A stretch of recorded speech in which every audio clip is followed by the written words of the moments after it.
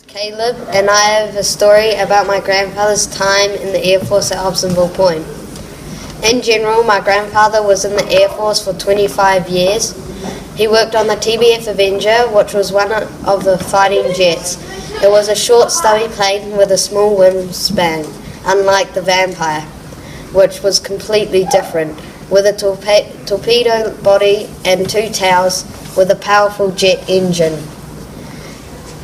Back then, in this area mainly had Air Force buildings and not many houses, which was a minor problem as you had to live further out.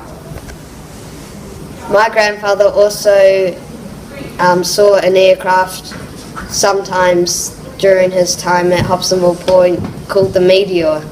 He mainly did engineering, and if you don't know what engineering is, it's when you look or assess the engine or other part in the plane to see if it works or if there's a problem. This led him to being called out over to the Malayan War in Malaysia. Luckily, he came back in one piece, and he's carried on engineering for a few years after before leaving. I hope you enjoyed my story, the story of my grandfather, and have learned something.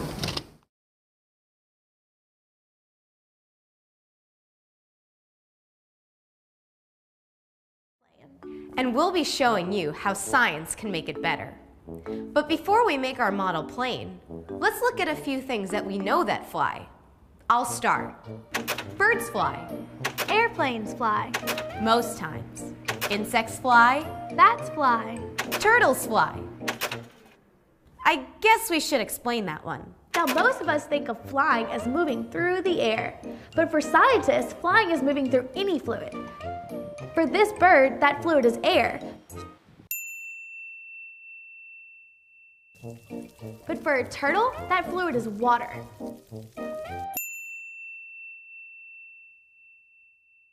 This is important to keep in mind, because later we'll show how this movement of fluid around our flyers is what actually allows them to stay in the air.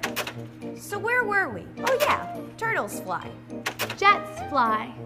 Space shuttles fly.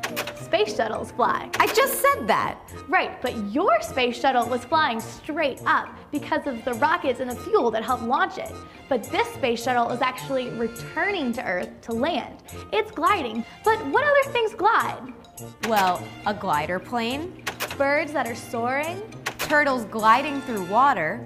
A flying squirrel. Flying squirrels are awesome. It's true, a flying squirrel is awesome. Plus, it uses a lot of the same science to fly that our model airplane will. Patty. Model airplanes? Oh, right, model airplanes. So we want our flyers to fly well. So let's look at all the other things that we know fly well and see what they have in common. They have wings.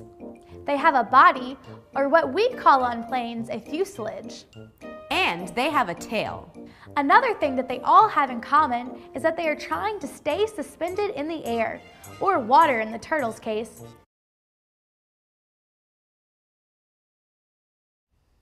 So, the plane I'm making, or I've made, has quite a short, thin body down here, and a delta wing, which means it's basically the whole plane is one big wing. It's got some flaps on the sides, which make it really good for stunting. And quite a little bit of weight at the front as well. Okay, let's see how this plane goes.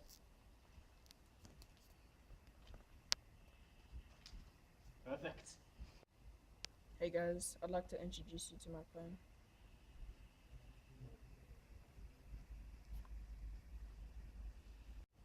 The key points of this plane is the weight in its nose and wings and how short it is. The main point about this plane is purely about distance. Let's see how it goes.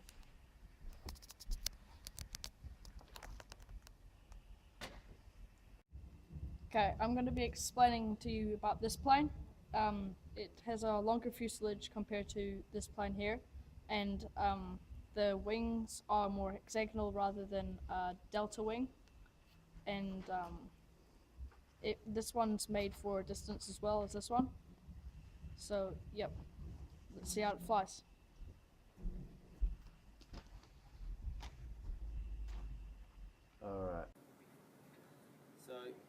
is the plane I made. It's got a short, wide design with quite a few flaps there, and a tail at the end. It's got quite a bit of weight in the front with a little short, stubby nose. And this plane is made for stunting and going around obstacles and stuff. See how it goes. See how it goes. Selfies.